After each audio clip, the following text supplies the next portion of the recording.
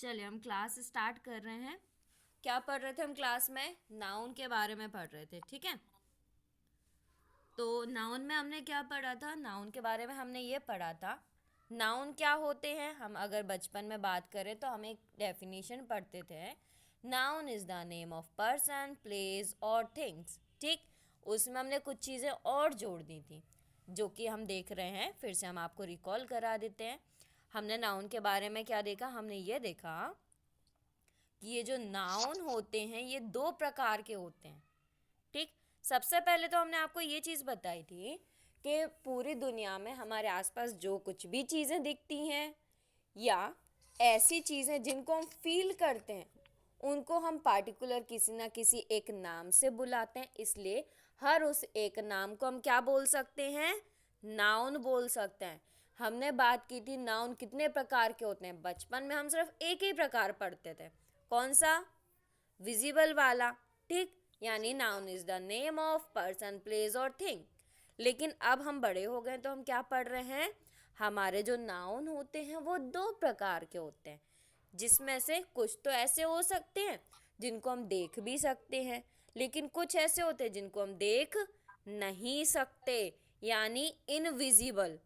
Invisible में क्या आ जाते हैं? जैसे कोई व्यक्ति की क्वालिटी हो गई, एक्शन हो गए, कंडीशन, फीलिंग, उनको भी हम थोड़ा सा डिटेल में पढ़ लेंगे। हमने अभी आपको ये बताया हमारे जो नाउन होते हैं वो दो प्रकार के होते हैं, पहला विजिबल, दूसरा नॉन विजिबल या इनविजिबल, जिनको हम देख नहीं सकते हैं लेकिन सिर्फ महसूस कर सकते हैं। तो महसूस में क्या कर सकते हो? कोई व्यक्ति बहुत अच्छा है तो उसकी क्वालिटी को आप महसूस कर सकते हो, उसको हम क्या बोल सकते हैं? उसमें क्या है? अच्छी क्वालिटी है। तो क्या आप क्वालिटी को देख सकते हो? नहीं देख सकते, सिर्फ महसूस कर सकते हो, ठीक। तो हम बोल सकते हैं ये नाउन कैसा है? इनविजिबल वाले नाउन है। अब आगे हम देखें तो हमने आपको क्या बताया था? ये वो कंडीशन है जिनको हम बोलते हैं visible noun, VISIVAL, visible noun, यानी जिनको हम देख सकें। विजिबल नाउन जिनको हम देख सकें, तो हम पर्सन्स को देख सकते हैं, व्यक्तियों को देख सकते हैं ना, ठीक। तो व्यक्तियों में आप कोई भी हो सकता है, आपके मम्मी पापा, आसपास में दादा दादी, चाचा चाची, मोहल्ले पड़ोस के लोग, आप खुद, तो वो सभी पर्सन है। और हर पर्सन को आप किसी ना किसी नाम से बुलाते हो या किसी ना किसी रिलेशन से बुलाते हो, ठीक। तो हर नाम को हम क्या बोल सकते हैं? व्यक्तियों को हम किस में रखते हैं? पर्सन में इंक्लूड करते हैं। अब पर्सन के बाद दूसरा नाउन कौन सा होता है? प्लेस, यानी जगह। तो अभी आप टीकमगढ़ में बैठे हुए हो, वो भी जगह है। टीकमगढ़ कहाँ है? MP में, वो भी जगह है। MP कहाँ है? भारत में। अब भारत कहाँ है? एशिया में है। एशिया कहाँ है? एशिया कहाँ है? धरती पे, अर्थ। तो ये सभी क्या है? जगह है। जैसे ताजमहल हुआ, लाल किला हुआ, पेरिस, न्यूजीलैंड, ये जगह के नाम है। आप लोग जैसे कुंडेश्वर पास में जाते हो, घूमने जाते हो, तो वो भी एक जगह है। तो प्लेस में सभी जगह आ जाएंगी। प्लेस के बाद अगर बात करें थिंग्स, तो आपके आसपास जो कुछ भी चीज़ें आपको नज़र आ रही हैं वो सभी थिंग्स में आ जाएंगी। जैसे आप pen, copy, notebook, mobile, fan, chair, table, shoes, pen drive, जो कुछ भी चीज़ें आपको सामने नज़र आती हैं वो क्या हो जाती हैं? थिंग्स, यानी वस्तु। तो इन सभी चीज़ों को आप देख सकते हो। इसके बाद चौथा क्या है? एनिमल। तो जानवरों को भी आप देख सकते हो। ये सभी ऐसे नाउन हैं जिनको आप देख सकते हो या गिन सकते हो। तो जो विजिबल नाउन होते हैं उनको हम काउंटेबल नाउन भी कहते हैं, ठीक। क्लियर यहाँ तक? इसके बाद हमने क्या पढ़ा था? ओके, इसके बाद हमने पढ़ा था इनविजिबल नाउन, यानी अनकाउंटेबल, जिनको आप, हाँ, जिनको आप गिन नहीं सकते हो। जैसे क्या क्या नहीं गिन सकते हो? क्वालिटी को, बिल्कुल किसी की क्वालिटी नहीं गिन सकते। ऑनेस्टी, काइंडनेस, इंटेलिजेंसी, ठीक। स्मार्टनेस नहीं गिन सकते ना, बिल्कुल, बिल्कुल भी नहीं गिन सकते इनको, लेकिन हम इनको फील कर सकते हैं, ठीक। तो क्वालिटी हुआ। क्वालिटी के बाद होता है एक्शन।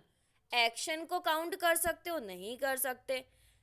लेकिन हम उसको मतलब फील कर सकते हैं। उसको देख तो नहीं सकते, फील कर सकते हैं। अब कोई हंस रहा है तो उसको महसूस ही कर सकते हो ना, ठीक। इसके बाद कंडीशन यानी स्टेज, यानी मतलब बोल सकते हैं अवस्था, जीवन की जो अवस्थाएं होती हैं, स्टेजेस होती हैं, ठीक। तो उनको भी हम सिर्फ महसूस कर सकते हैं, देख नहीं सकते। Feeling, love, hate, enjoy, happiness, ये सभी क्या है, आपकी फीलिंग है। तो इनको हम सिर्फ देख नहीं सकते लेकिन महसूस कर सकते हैं, ठीक। आगे बात की जाए, यहाँ तक हमने क्लियर कर लिया था। इसका बाद आपको बताया था मैंने, अगर हमें कोई नाउन वर्ड बनाना है तो उनके पीछे अंत में हम कुछ वर्ड्स को जोड़ देते हैं। जैसे कैसे जोड़ते हैं, ये आपको दिख रहे हैं, हैप्पी के पीछे हमने नेस जोड़ दिया तो हैप्पीनेस नाउन वर्ड बन गया। नेशन, एजुकेशन, तो एजुकेट के पीछे हमने TION जोड़ा तो एजुकेशन हो गया। ऐसे ये शब्द हम जोड़ सकते हैं, ठीक। आगे हमने पढ़ा था नाउन की पोजीशन के, अगर एक सेंटेंस के बारे में बात करें तो उसमें नाउन कहाँ कहाँ आ सकता है। तो एक सेंटेंस में जो कर्ता यानी सब्जेक्ट होता है, सब्जेक्ट क्या हो सकता है, नाउन हो सकता है, क्योंकि सब्जेक्ट किसी ना किसी का नाम होता है तो वो नाउन हो सकता है। इसके बाद कभी कभी ऑब्जेक्ट में भी नाउन होता है। जैसे आपका पहला एग्जाम्पल इसमें दिया हुआ है, क्या दिया है, राहुल टीच पूजा। राहुल पूजा को पढ़ाता है तो राहुल सब्जेक्ट है क्योंकि वो पढ़ा रहा है। किसको पढ़ा रहा है, पूजा को, तो पूजा कौन हो गई, ऑब्जेक्ट। तो यहाँ दोनों ही नाम है इसलिए दोनों क्या हो जाएंगे, नाउन हो जाएंगे। इसके बाद राम ऑपरेट मोबाइल, तो राम भी नाम है और मोबाइल भी वस्तु का नाम है तो दोनों नाउन हो जाएंगे। क्लियर। इसके बाद काइंड्स ऑफ नाउन, तो कितने काइंड होते हैं, दो काइंड्स होते हैं, काउंटेबल और अनकाउंटेबल, बिल्कुल, और अगणनीय। काउंटेबल में क्या होगा, प्रॉपर नाउन होगा। प्रॉपर नाउन हमने पढ़ा था, कॉमन पढ़ा था, कलेक्टिव पढ़ा था। प्रॉपर नाउन क्या होता है वो हम देख ले रहे हैं, ठीक। क्या होगा प्रॉपर नाउन, मैंने आपको उदाहरण देते हुए कल समझाया था। जैसे मैंने क्या बोला था कल उदाहरण में, हमारी क्लास में कुछ लड़के पढ़ रहे हैं तो लड़के क्या हो गया, कॉमन शब्द हो गया, ठीक। जैसे मैंने बोला हमारी क्लास में अर्जुन, अक्षय, काशीराम पढ़ रहे हैं तो ये तीनों कौन है, लड़के हैं। तो इनको हम बोल सकते हैं ये तीनों कौन है, क्योंकि लड़के हैं तो इनमें कॉमन एक चीज हो गई, क्या हो गई कि तीनों लड़के हैं। तो लड़के किस में आ जाएगा, बॉयज किस में आ जाएगा, कॉमन नाउन में। और हमने जब नाम लिया अर्जुन, अक्षय, काशीराम, तो ये नाम है ना, तो ये किस में आ जाएंगे, प्रॉपर। क्यों प्रॉपर में, क्यों, क्योंकि प्रॉपर नाउन का मतलब होता है प्रॉपरली किसी एक का नाम, उसको हम प्रॉपर नाउन में रखते हैं। चाहे वो व्यक्ति हो, वस्तु हो या कोई स्थान हो, उनका अगर हम अलग से एक नाम लेते हैं इंडिविजुअली तो वो प्रॉपर में आते हैं। लेकिन अगर हम उनकी कैटेगरी बताते हैं कि जैसे कोई सिटी है तो सिटी एक कैटेगरी है ना, तो सिटी तो बहुत सारी होती, तो ये क्या हो गई, कॉमन चीज हो गई, ठीक। तो इसको किस में रखेंगे हम, कॉमन नाउन में रखेंगे। यहाँ तक हमने पढ़ा था। इसके बाद क्या पढ़ा था, जिसका भी माइक ऑन है ऑफ कर ले, माइक ऑफ करे जिसका ऑन है। इसके बाद हमने रूल नंबर 1 पढ़ा था। क्या पढ़ा था कि यदि हमारे सेंटेंस में दो प्रॉपर नाउन हो, जब प्रॉपर नाउन का प्रयोग कॉमन नाउन की तरह होता है तो उससे पहले आर्टिकल द आता है। यानी जब दो प्रॉपर नाउन की तुलना की जाती है या उनके गुणों की तुलना की जाती है तो जिस गुण से तुलना हो रही है उसके पहले हम द आर्टिकल को लगा देते हैं। उदाहरण में समझते हैं कैसे। तो ये रहे आपके कुछ उदाहरण।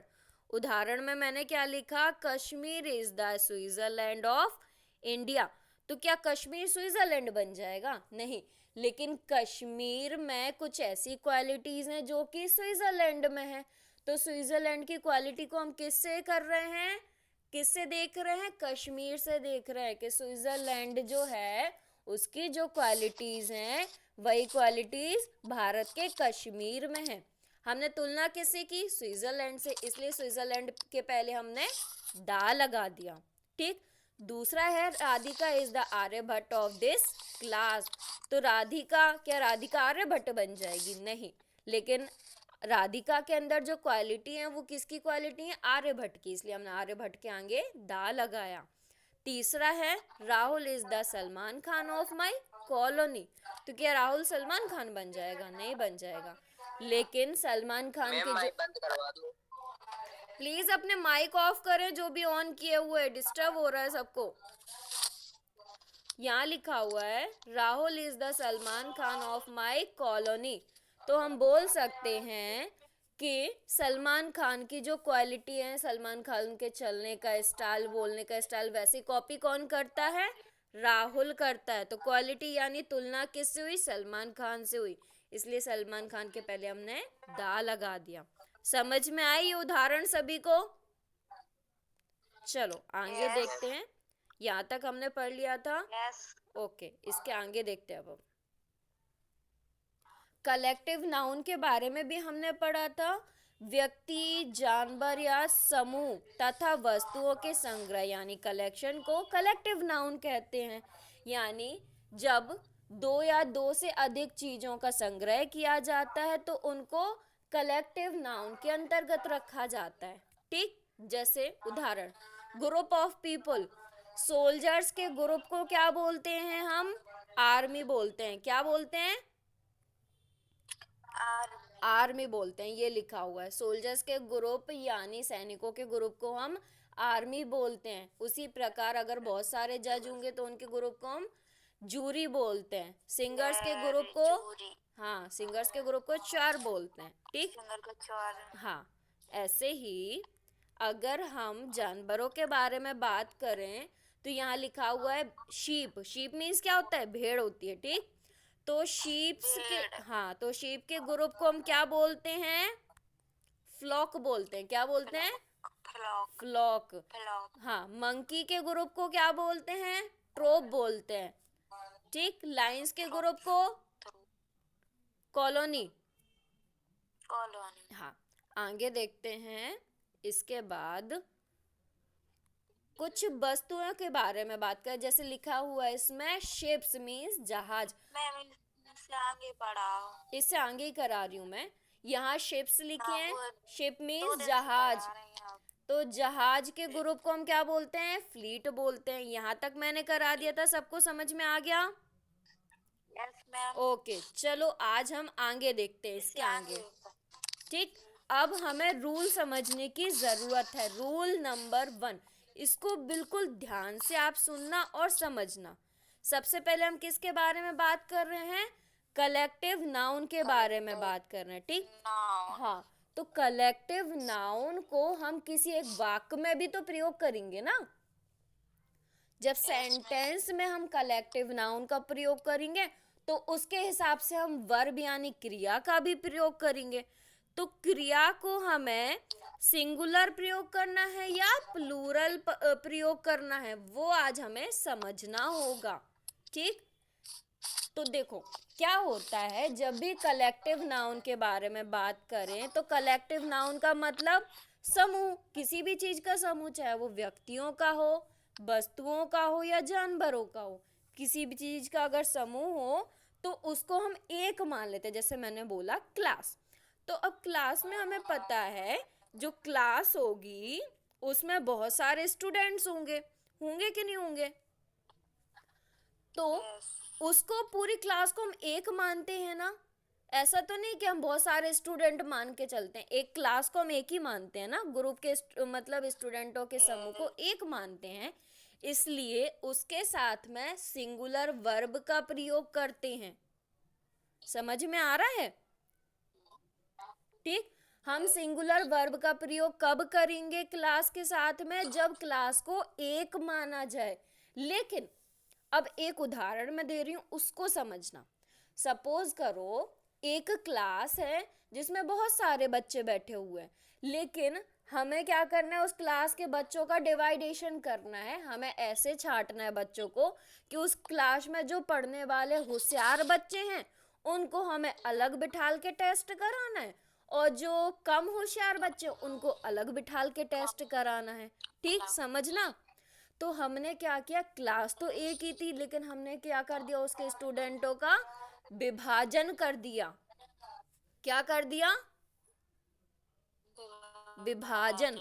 तो जब कलेक्टिव नाउन में उस शब्द में इंक्लूड चीजों का विभाजन कर देते हैं तो हमें कैसे पता चलता है कि उनका विभाजन हो रहा है?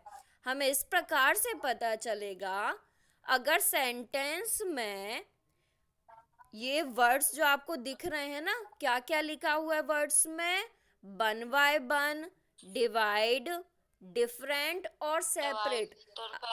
हाँ ठीक, अगर आपको सेंटेंस में कलेक्टिव नाउन के बाद इनमें से कोई भी एक शब्द नजर आ रहा है तो इसका मतलब है कि हमारे कलेक्टिव नाउन को विभाजित किया जा रहा है। अगर विभाजन हो रहा है तो वो एक से दो बन गए ना। जब कलेक्टिव नाउन का विभाजन किया जाता है तो वो एक से दो बन जाते हैं। तो ऐसी कंडीशन में कलेक्टिव नाउन के साथ में प्लूरल वर्ब का प्रयोग किया जाता है। समझ में आ रहा है कौन सी वर्ब का प्रयोग किया जाएगा? प्लूरल वर्ब का। जब हाँ वन बाय वन या फिर डिवाइड या फिर डिफरेंट या सेपरेट, अगर ये वर्ड्स आपको दिख रहे हैं तो इसका मतलब कि हमारे जो कलेक्टिव नाउन है उसका विभाजन हो गया। और अगर विभाजन हो रहा है तो उसके साथ में जुड़ने वाली वर्ब कैसी हो जाएगी? प्लूरल हो जाएगी। समझ में आ रहा है थोड़ा सा? ओके, अब हम देखते हैं इसमें कुछ लिखा हुआ है। क्या लिखा है इसमें? ये लिखा है कलेक्टिव नाउन का प्रयोग यूनाइटेड सेंस में हो तो सिंगुलर वर्ब तथा डिवाइड सेंस में हो तो प्लूरल वर्ब का प्रयोग किया जाता है। अब सिंगल यानी यूनाइटेड सेंस का मतलब जैसे पूरी एक क्लास की बात हो रही तो वो यूनाइटेड सेंस हो गया। लेकिन हमने बोला क्लास में से हमने बच्चों का बंटवारा कर दिया, कुछ बच्चों को हमने होशियार के उसमें बिठा दिया टेबल पे और कुछ बच्चों को कम होशियार की टेबल पे। ठीक, तो एक ही क्लास में से हमने बच्चों का बंटवारा किया तो हमें समझ में आ गया यहाँ जो सेंस हो रहा है वो कैसा हो रहा है? डिवाइड वाला। तो उसकी जगह इनमें से कोई भी एक शब्द का प्रयोग हो सकता है और जब इन शब्दों का प्रयोग हो तो उस जगह प्लूरल वर्ब का प्रयोग करेंगे। इतना समझ में आया? यस। Okay, very good. चलो अब हम आगे कुछ क्वेश्चंस के हेल्प से समझते हैं आगे।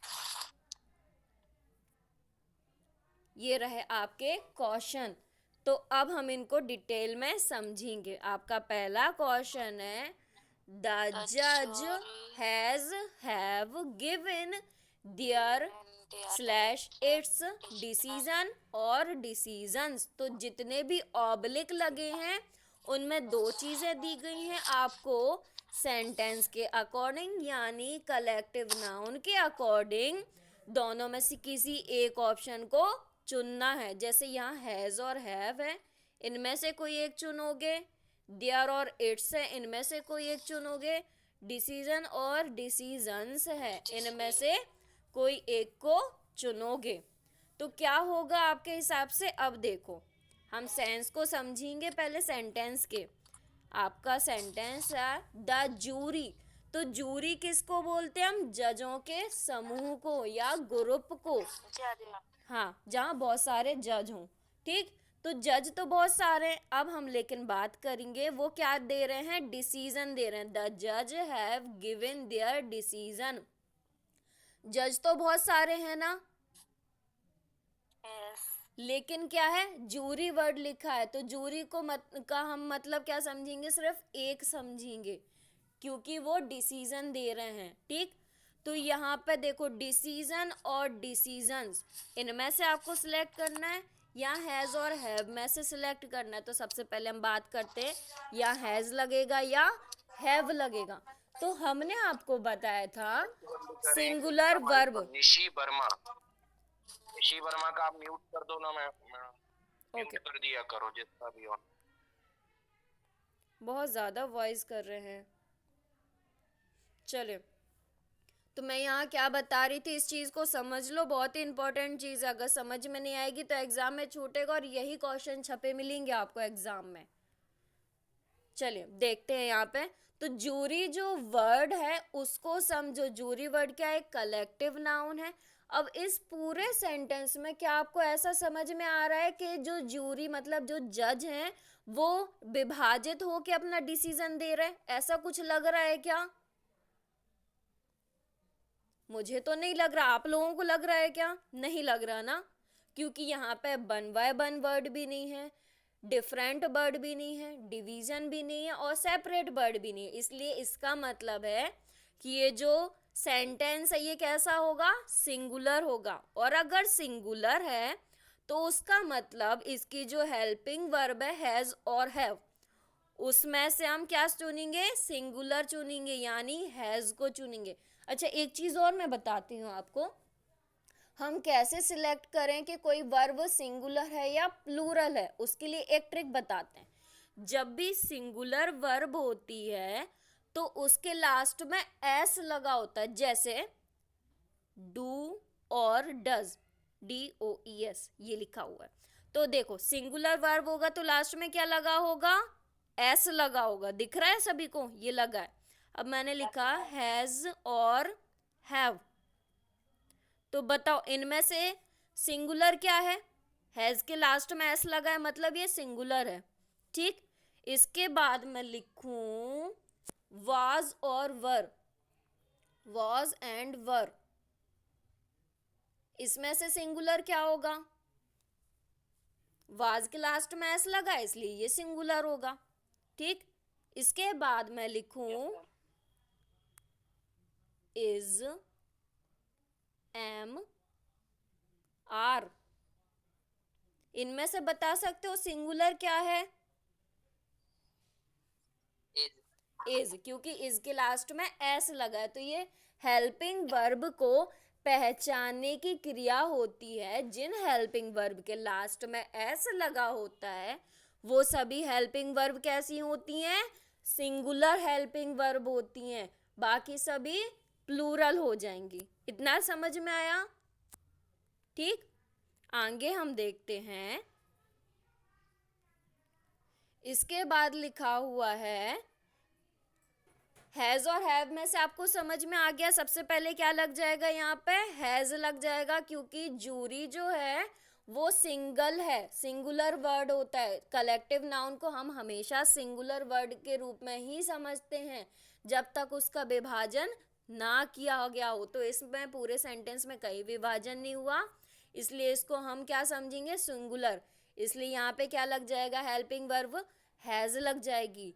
लेकिन इट्स और देयर, तो समझ लो इट्स किसके लिए यूज किया जाता है? इट्स जो वर्ड होता है वो नॉन लिविंग यानी निर्जीव और जानवरों के लिए यूज करते हैं। ये हमेशा पजेसिव केस वाले वर्ड होते हैं, जैसे माई, हिज, हर, देयर, इट्स। ठीक, तो हिज और हर क्या होगा? सिंगुलर वर्ड होगा। इट्स क्या हो जाएगा? नॉन लिविंग और एनिमल के साथ प्रयोग होने वाला। लेकिन जो देयर होता है वो प्लूरल सेंस को बताता है, तो यहाँ हम देयर का यूज करेंगे। क्यों करेंगे? क्योंकि इट्स तो नहीं कर सकते। इट्स मतलब जानवरों के साथ प्रयोग होने वाला और निर्जीव वस्तुओं के साथ प्रयोग होने वाला, तो यहाँ हम क्या यूज करेंगे? देयर को यूज करेंगे। किसको करेंगे? देयर को। ठीक है, समझ में आ रहा है? यहाँ से हमने हैज चुन लिया, यहाँ से देयर चुना। अब डिसीजन और डिसीजंस, तो यहाँ पे भी हमें सिंगुलर वर्ड चाहिए। डिसीजन और डिसीजंस में सिंगुलर क्या होगा? कोई बता सकता है? बोले डिसीजन, डिसीजन सिंगुलर होगा। ठीक, लेकिन अगर हमारे पास कोई वर्ब हो और वर्ब के साथ में एस लगा हो तो वो सिंगुलर होती है। वो हम आगे पढ़ेंगे। क्रिया के संग में एस और एस लगा देते हैं तो वो सिंगुलर बन जाती है। लेकिन ये क्रिया नहीं है, हम डिसीजन ले रहे हैं, तो वो क्रिया नहीं होगी, आपकी एक्शंस में आएगा। लाफिंग, डिसीजन, ये क्या होते हैं, आपके एक्शन होते हैं, यानी ऑब्जेक्ट है। और ऑब्जेक्ट में ये कैसा नाउन है, अनकाउंटेबल नाउन है। तो ये अनकाउंटेबल नाउन कैसा हो रहा है, इसमें हमारे पास नाउन हमें सेंटेंस में देखो दो मिले, एक जूरी मिला, दूसरा डिसीजन मिला। तो ये दोनों ही नाउन है, एक सब्जेक्ट का काम कर रहा है, दूसरा ऑब्जेक्ट का काम कर रहा है। यहाँ ऑब्जेक्ट के बारे में अगर हम बात करें तो डिसीजन कैसा नाउन हो रहा है, हमारा अनकाउंटेबल नाउन हो रहा है। ठीक, तो यहाँ हम क्या रखेंगे, डिसीजन रखेंगे, डिसीजंस नहीं रखेंगे। पहला सेंटेंस समझ में आया। अब हम दूसरा देखते हैं, पहले और दूसरे में क्या अंतर है उसको देखो। अब आप दूसरा सेंटेंस लिखा हुआ है, द जूरी हैव डिवाइडेड। अब देखो हमें क्या मिल गया, word divided, to give their और इट्स डिसीजन डिसीजंस। तो यहाँ हम उसी वर्ड का इंतजार कर रहे थे ना। यहाँ पे क्या हो रहे हैं, जो जज हैं वो विभाजित होके अपना डिसीजन दे रहे हैं। ठीक, सेंस को समझो। यहाँ जो जूरी था वो अपना डिसीजन दे रहा था, यानी उसमें जितने भी जज थे वो मिलके डिसीजन दे रहे थे। अब यहाँ क्या हो रहा है, विभाजित हो रहे हैं। तो विभाजित सेंस का मतलब क्या हो जाएगा, हमारा जो हेल्पिंग वर्ब है वो कैसा लगेगा, प्लूरल लगेगा, यानी यहाँ पे क्या आ जाएगा, हैज। इसके बाद इट्स तो नहीं आएगा, यहाँ पे भी देयर आएगा। लेकिन डिसीजन अगर एक जूरी ले रहा होता तो डिसीजन होता, लेकिन यहाँ पे जूरी यानी जो जज हैं वो विभाजित हो गए, तो एक डिसीजन नहीं होगा, यहाँ पे डिसीजंस होंगे। समझ में आया। The jury have to give their decisions. अगर जूरी अकेला होता तो वो डिसीजन लेता, यानी एक निर्णय देता।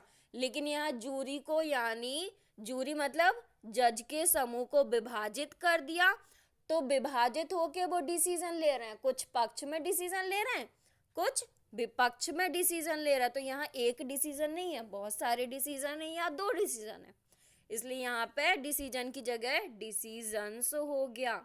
इतना समझ में आया। तीसरा देखते हैं।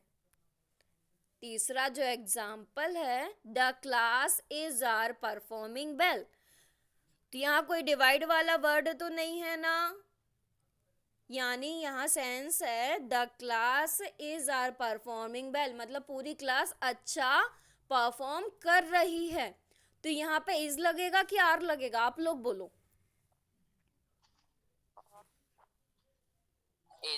इज लगेगा। क्यों? क्योंकि इसमें विभाजित वाला समझ में नहीं आ रहा कुछ भी, यहाँ तो कोई भी विभाजन नहीं हो रहा है। विभाजन नहीं हो रहा तो कलेक्टिव नाउन के साथ में हमेशा सिंगुलर वर्ब लगेगा। क्या लगेगा? इज लगेगा।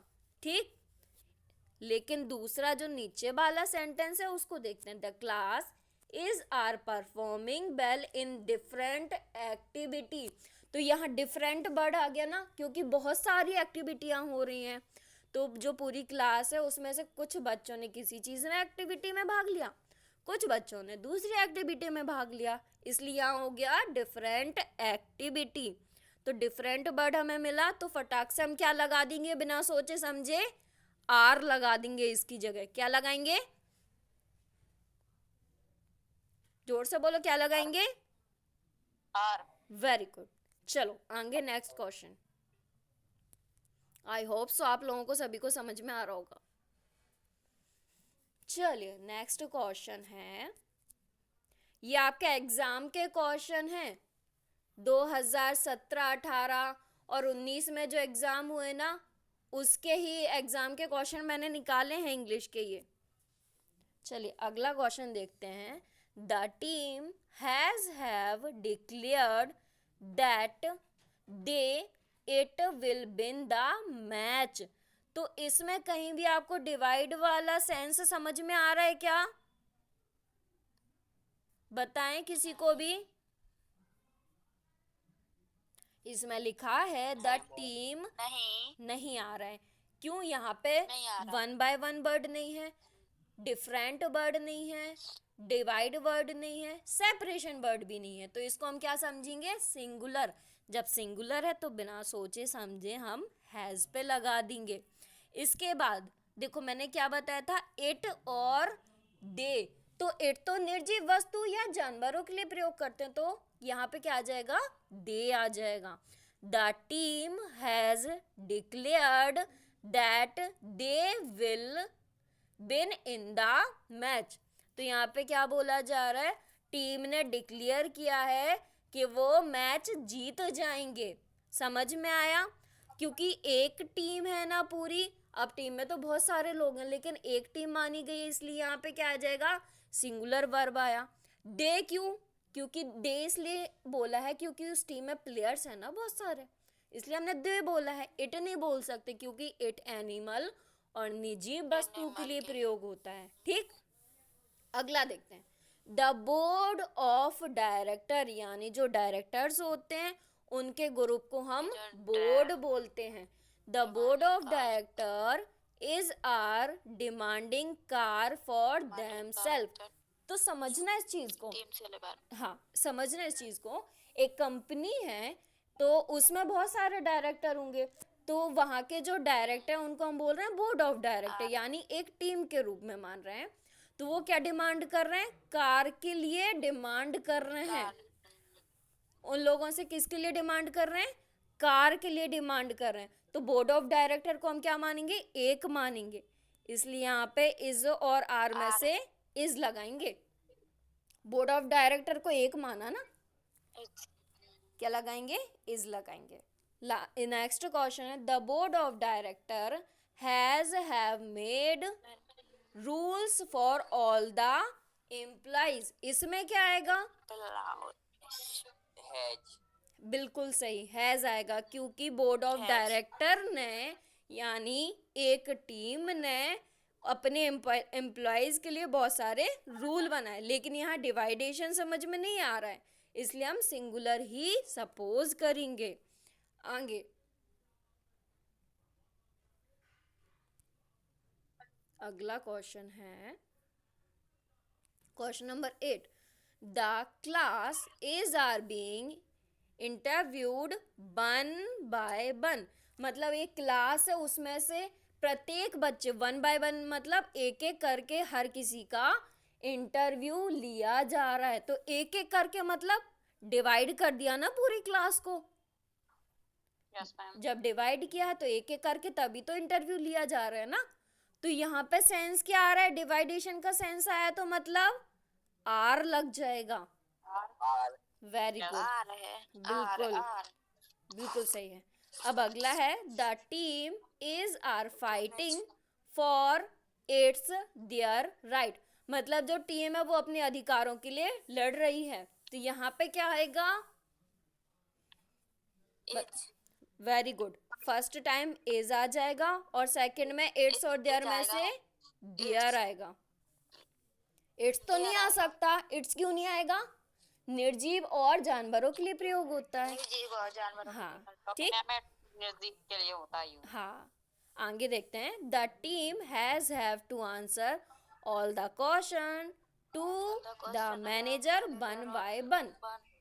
तो यहाँ पे वन बाय वन वर्ड आ गया, मतलब टीम में से हर एक सदस्य एक एक करके अपने क्वेश्चंस का आंसर देगा। किसको देगा? मैनेजर को देगा। तो यहाँ सेंस क्या हो रहा है? विभाजित कर रहे हैं ना, क्योंकि एक एक करके आंसर दे रहे हैं। अगर पूरी टीम साथ में दे रही होती तो एक माना जाता, लेकिन एक एक करके दे रहे हैं ना वन बाय वन, तो इसका मतलब क्या मानेंगे? प्लूरल वर्ब हैव मानेंगे। आया समझ में इतना? किसी को कोई दिक्कत? मैम ये 10 वाला फिर से बता दो। 10th वाला फिर से बता दूं, सुन लो फिर से।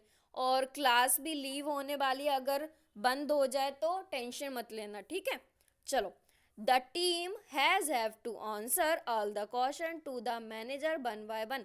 इसका मतलब है पूरी जो टीम है वो अपने मैनेजर को एक एक करके उसके क्वेश्चन के आंसर देगी कि वो क्यों हार गए। ठीक, समझ में आया? तो एक एक करके यानी वन बाय वन। मैंने आपको बताया था स्टार्टिंग में ही, जहाँ one by one divide, different या सेपरेट वर्ड मिलते हैं, इसका मतलब सेंटेंस में कलेक्टिव नाउन को विभाजित किया जा रहा है। और यहाँ अगर विभाजित हो रहा है इसका मतलब सेंस क्या माना जाएगा, प्लूरल। तो क्या आ जाएगा, हैज की जगह हैव आ जाएगा। क्लियर, इतना सभी को समझ में आया? ओके, कोई ऐसा जिसको समझ में नहीं आया हो? नहीं।